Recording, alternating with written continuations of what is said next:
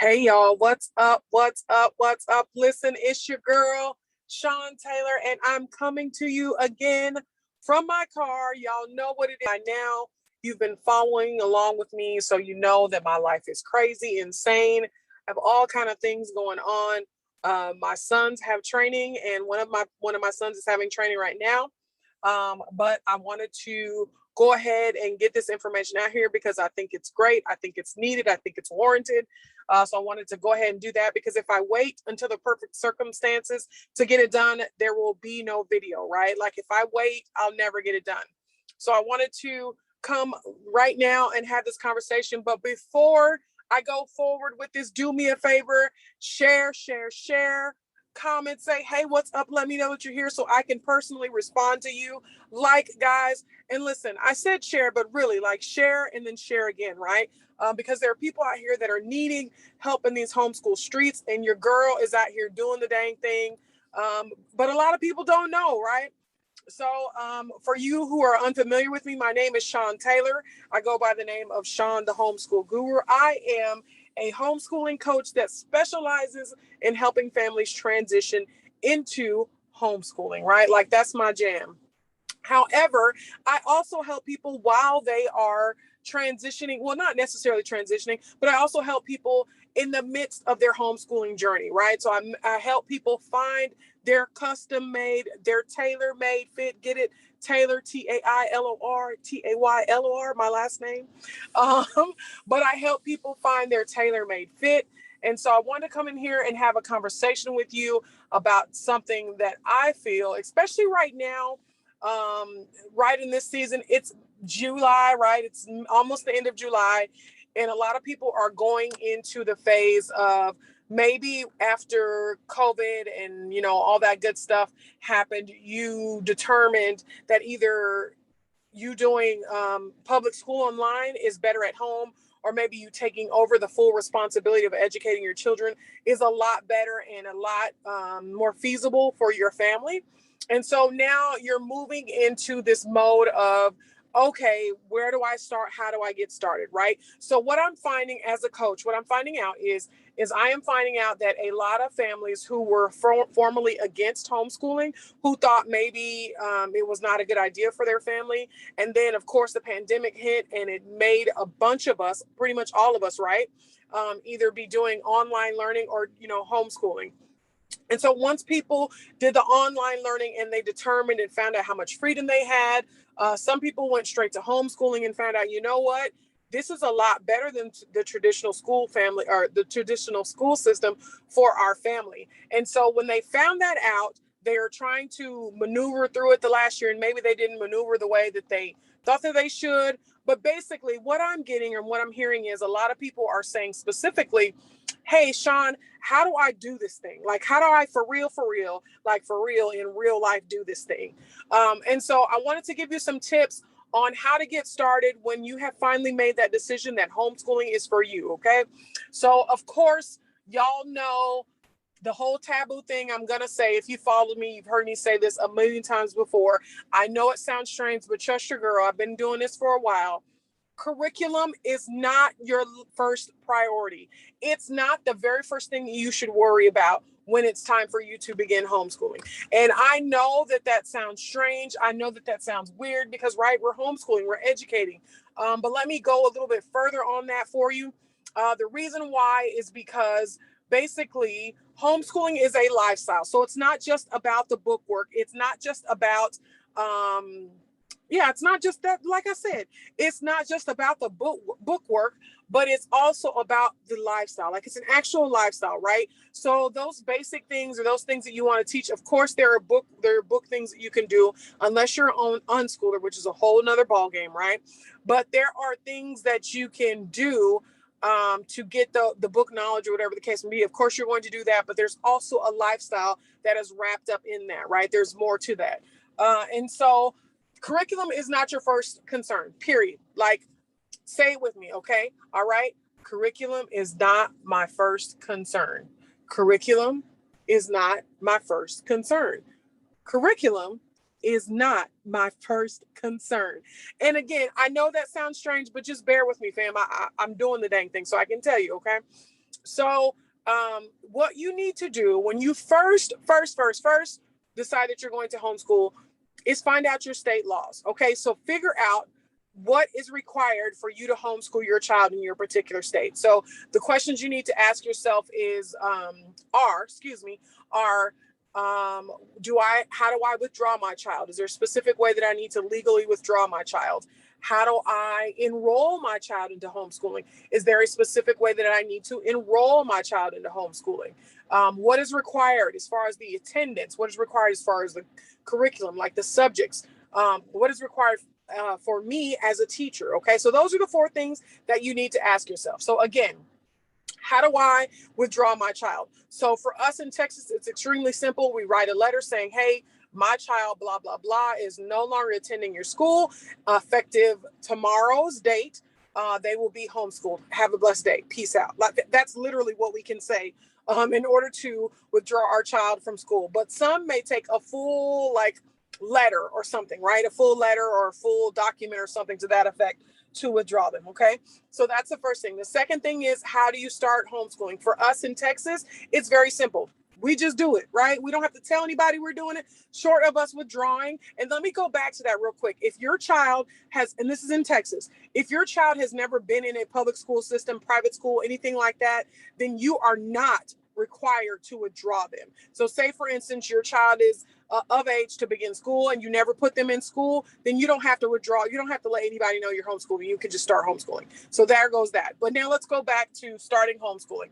So for us, again, in Texas, we don't have to tell people we're homeschooling. So if our child is withdrawn, that's it. We don't have to notify. We don't have to send a document. We don't have to do any of that. We don't have to let our school district know or anything. We just begin homeschooling. But I know that for other states specifically, there are forms that you have to fill out. You do have to report to the school district. Like, there are specific things that you have to do to start the homeschooling process. Number 3, which is, I don't remember. I said state laws, right? Yes. Number 3 is the, help me, Father. Y'all, my mind just went. So number 3, I don't remember what number 3 was, but what I will say is, what did I say, y'all? So find out withdrawal. Oh, the subjects that are required. The subjects that are required. So different states, of course, have different rules. In Texas, it's very specific. We only have to teach 5 things. We have to teach reading, we have to teach spelling, we have to teach grammar, we have to teach math, and we have to teach good citizenship. That's it.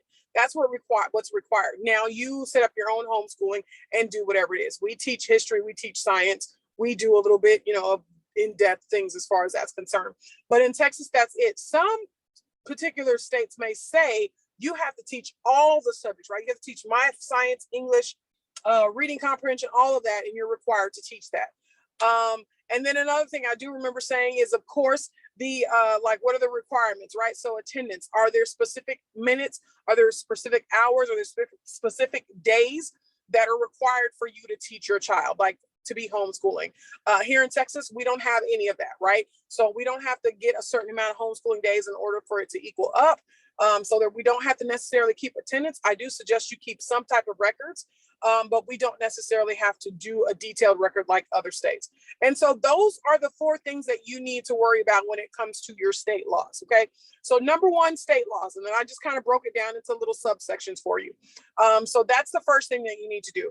The second thing that you need to do is determine the method of homeschooling that you want to do, right? So the way that you want to homeschool. Do you want to homeschool as unschoolers, which is what I just mentioned earlier. So unschoolers basically are child-led, right? The child finds an interest in something and then you go for it full-fledged, okay? If the child picks up a book or picks up something that they want to learn, y'all are like beat to the walls, like gone on it, right? And so you can do that. So you can do that one, right? So you can do unschooling. The traditional method is more like traditional school. So think of it like that. You could also do like a Montessori type homeschooling. You could do a like a classical type homeschooling, which I'm not too fond of because first of all, it's 2021. The classics are only classics because certain people said they were classics, not because they're truthfully classic. Take that and then like go with that wherever you want to go. So you could do it that method. And basically that is classic literature, all that good stuff, the classics, using that to educate your child.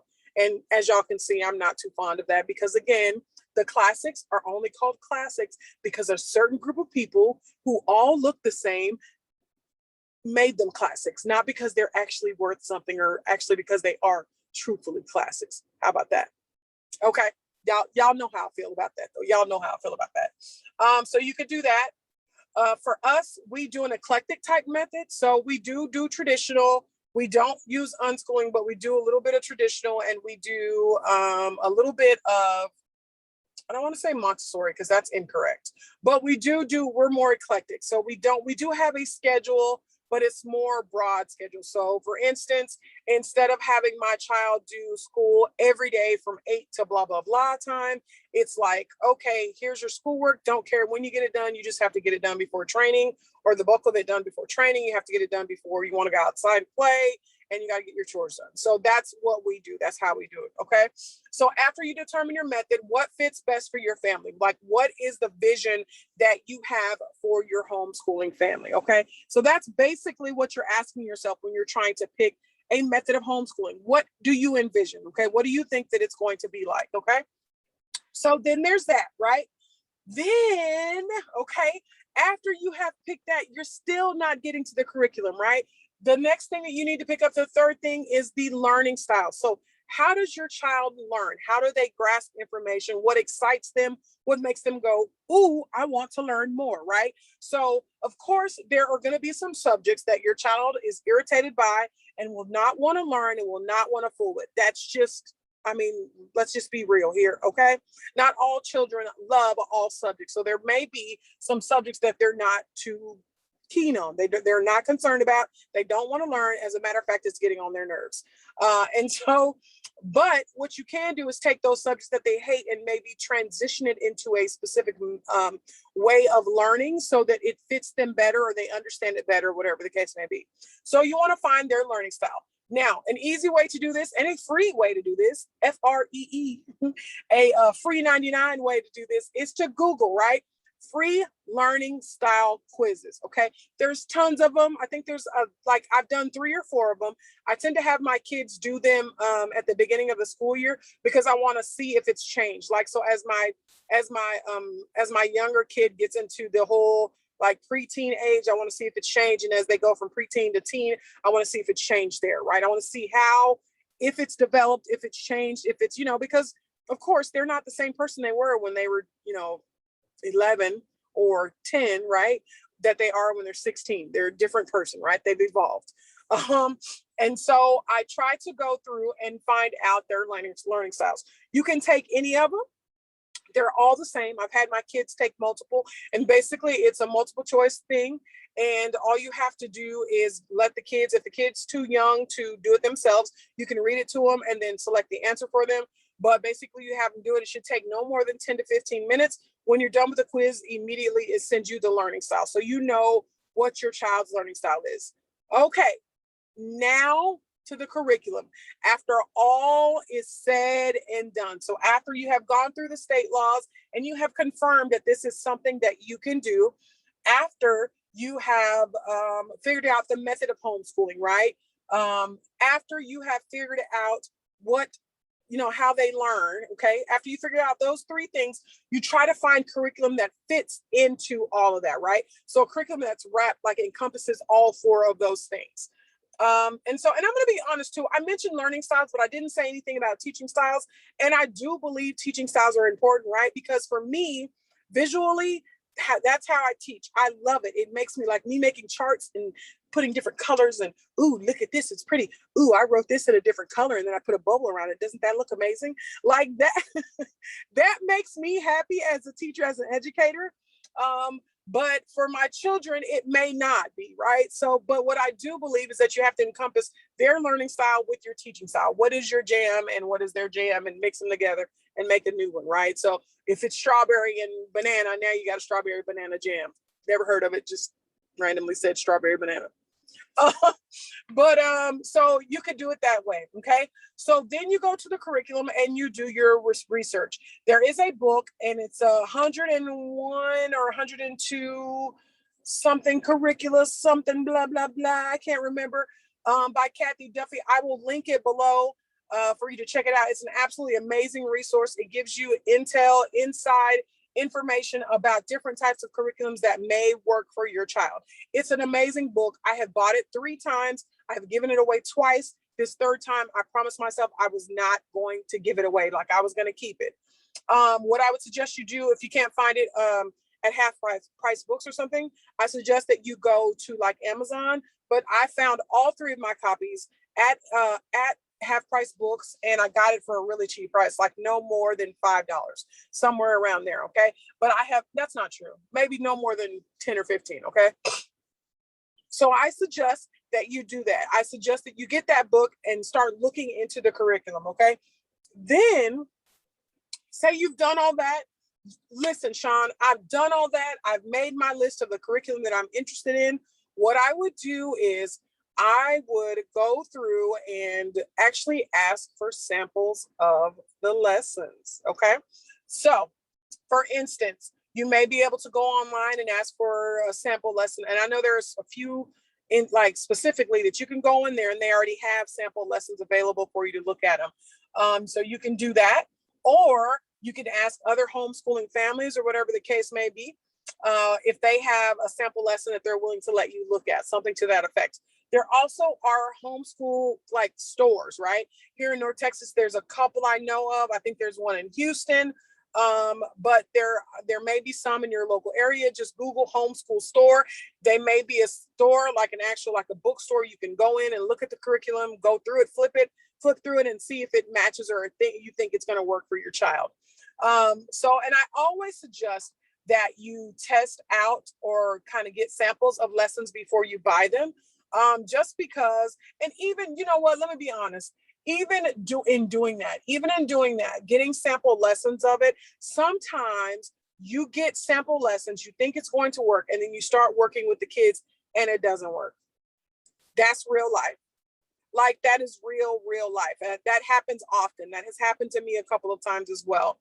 And I'm a big fan of, if it's not working, get rid of it. I'm not going to stress myself any more than I have to. So I'm not going to just keep doing a curriculum just because I purchased it. I'm going to stop doing it, find something new, and try to offload the one that I purchased that we don't like. So if it's a giveaway for us, as far as my business is concerned, or if there's a friend or something that I think may do well, I may give it to them, something to that effect. Also, when looking at curriculum, don't count out I want to say digital, but that's not what I mean to say. But the curriculum that's online, like Time for Learning, study.com, IXL. Now, IXL is not a curriculum. It is, think of it as worksheets. So like Time for Learning, study.com, Power Homeschool, Brain Pop, all those type of things. Basically, they do all the work for you, to be very honest. So they teach the class, and then they give the assignments after for them to work on. Okay, so that's what they do. Now, IXL is more of a worksheet. So basically, you are teaching the lesson. You're teaching them how to do it, right? And then you go to IXL, and IXL is the worksheet. It's just a digital worksheet. It's an online worksheet is what it is. And it's a great resource, don't get me wrong, but people tend to mention it as a curriculum. And I just wanted to make sure that people understand that IXL is not a curriculum. It's pretty much a online like workbook is what it is. And so that's what you need to do. Now, say you're going through all of this, right? And curriculum is taking a minute for you to figure out, right? And it should. I'm going to be very honest with you. If you're finding a curriculum, I don't know too many people who are able to see a curriculum, buy the curriculum immediately, and it worked great. Like, it worked perfectly. But so it may take you a minute to determine what curriculum is going to work for you. People always suggest easy peasy homeschool. I'm going to be honest with you. I appreciate and I understand the amazing work that the lady has done to put together easy peasy, but the easy peasy homeschool stuff is as dry as a desert. It is dry. It is not for me. However, it's free, okay? And it may work for you. So I suggest you do check it out. I'll put a link below for that as well. Easy peasy homeschool. Let's see. And I'm trying to think of what else you can do. So Again, say for instance, you're trying to figure it out, right? You're trying to figure out what you're going to do for homeschool and you need something to do in the meantime. You could do workbooks, all-in-one workbooks. You can find them at the Sam's, Costco, or Barnes and Nobles, or anything to that effect. You could do that to that effect. While you're doing all this research on curriculum and you're concerned about your kids out there just living life instead of doing school, I suggest that you deschool. And if you're unfamiliar with deschool, the simplest way for me to explain it to you is basically you're breaking your child of the habit of the habit of being in the traditional school system. Okay. So of course the traditional school has rules and regulations to make the school work accordingly, right? So they stand in lines, right? The bell rings, one bell means one thing, one bell means the other thing. They have a very extremely structured learning. This is what we're going to do. This is when it's going to happen. Like they do that for a specific reason, right? Because there's tons of kids in there. And if they didn't have some type of regulation, they'd lose their minds, like real talk. And so they do have some regulation. So deschooling allows you to kind of get out of that mindset of traditional school system and kind of start setting up your own system of education. What that means. So basically you're allowing your child to be a little person. They're exploring. If they want to learn things, they learn things. They get up in the morning. You can wake them up if you want to wake them up. I tend to work when I was doing deschooling. I woke our kids up at about 9 o'clock and let them kind of just move about the house, like whatever they wanted to do. Fix breakfast. Okay, brush your teeth, wash your face. What do y'all want to do now? Y'all want to do this? Y'all want to do that? We went on lots of field trips. Now, deschooling can look different from for you than it does for me. For us and our family, our kids are allowed to play video games, but they're only allowed to play video games on the weekends. Okay, that's all they're allowed to do. And so for us, it wasn't get up and play video games. But for you, it may be, okay, it's okay for them to get on the video game. It's okay for them to play board games. It's okay for them to go outside and play. Whatever it is, you're basically changing that whole mindset of what they learned while they were in the traditional school system, okay? And so these are some things just to get you started, guys. This is it. That's all this is about, is just to get you started. I think I gave you 5 things total. Let me see if I can remember off the top of my head. I normally take notes and put them somewhere so that I remember them, but I'm in my car doing my mom thing, so I forgot. The first thing is state laws, right? Okay. The second thing is determine the method of homeschooling that you want to do. The third thing is the learning styles / teaching styles, right? And number 4 is researching your curriculum that encompasses all 3 of those in there, right? And then while you're doing all that, the kids are deschooling. Okay, I remembered them. I remembered all 5. So while you're doing all that, the kids are deschooling. So basically, they're living their best homeschooling life, right? And again, that could be anything. Lots of field trips, lots of parks, lots of trail walks, lots, like just getting out there, enjoying life, right? Taking the time to stop and smell the roses, and enjoying each other's company, getting to know each other, right? I'm going to be honest with you. I've said this in my book, my best-selling book, my 3-time best-selling book, How to Transition into Homeschooling. I've said this. I thought I knew my children. I thought I knew them better than anybody else. And I did know them better than anyone else, but I didn't know them. And when we began a homeschool, I found out so much about them, their interests, what matters to them, why they make the decisions that they make. Like, I found out things that I never knew about them. And so during that deschooling period, take the time to get to know your baby as a little person, okay? Because the fact of the matter is a lot of the stuff that I learned about my kids, I used to think they just used to do, and I'm gonna say this, and I mean this in the most truthful and honest way, not to be mean or ugly, right? I thought my kids used to do dumb stuff for dumb reasons. Like, why did you do that? Like, I'll be like, why did you put that, I don't know, let's just say, why did you put that cup up there, right? Like, that makes no sense, right? That makes no sense. And then in my head, I walk off like, gosh, that was dumb. That was the dumbest thing ever. Like, in my head, not to my child. And then I begin to ask my child, like, specifically, okay, hey, so you put that cup up there. What were you thinking? Like, what was What was the results that you were hoping for? What was it that, not condescending, like not being in condescending way in any kind of way, but truthfully asking them, like, what were you thinking? And then sitting there and listening. So my child would say, oh, I put it up there because of this and this, and this. And it's like, oh, I get it. I see what you're trying to do. Okay, so that may not be the best option. Why don't you try this next time? Like getting to know how they piece things together. So deschooling, guys, I'm not going to lie, was probably the best thing that we ever did in our homeschooling journey. We actually did it twice. Because I thought that I could deschool for 2 weeks, and my super hyper in control self was like, 2 weeks is enough of not doing anything. Let's get to work. And so after 2 weeks, I had them begin to work, do schoolwork, and it was terrible, y'all. It was terrible. You can find out that whole story in my book, How to Transition to Homeschooling. Again, 3-time Amazon bestseller. You can find out that full story on there. And then once I went back to it and did it again, and we did it this time for about 6 weeks, and the experience was a lot better for us. Again, we went to we went to the zoos, we went to the science museums, we did go to parks, all ability parks. We went all different ways, right? We went all different types of places. So again, I'm going to wrap it up for you and give you those 5 things. Y'all have an absolutely wonderful day. Thank you so much for joining me. Do me a favor once again, before you leave, like, share, and comment, guys. If you comment on this video, I will personally respond. Not somebody I hired.